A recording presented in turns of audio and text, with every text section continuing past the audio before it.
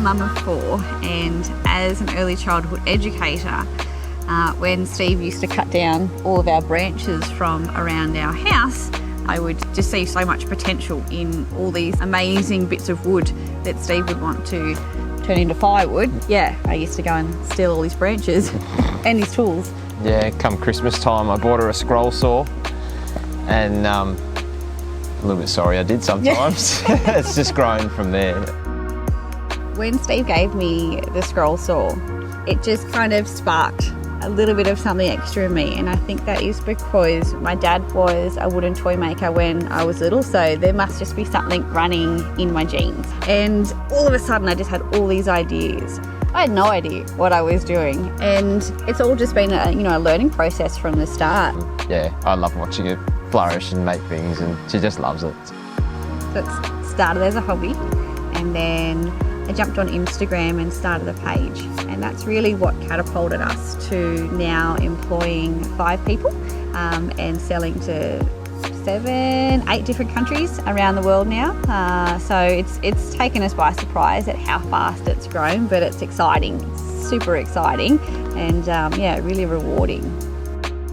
So we have a few properties, a few contacts within Coffs that we source the wood from, Camp Laurel trees, and that's all just hand cut, collected and dried out, heat treated through our own process, and then onward into the workshop and turned into creations from there. So the toys are designed to encourage imagination and creativity. Being open-ended, the child's imagination will lead how play happens and what learning occurs.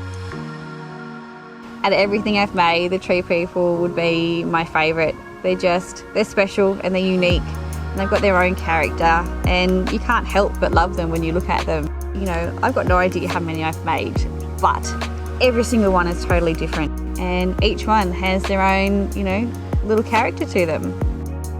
So we draw our inspiration from, each individual branch, because we never know, what we're going to get when we trim the branches, and as we're cutting them, we essentially sculpt the pieces depending on what comes out, what nature has grown, because that's really what we want to connect children to, is the fact that, each and every single tree person is totally different, totally unique, and perfectly imperfect, and so are each of us. And I think that's a really nice thing for children to grow up with and see and play with toys that have their bark. They might have a funny spot here or a funny lump here, or one's bigger, one's smaller, taller, shorter, and that's what we're all like.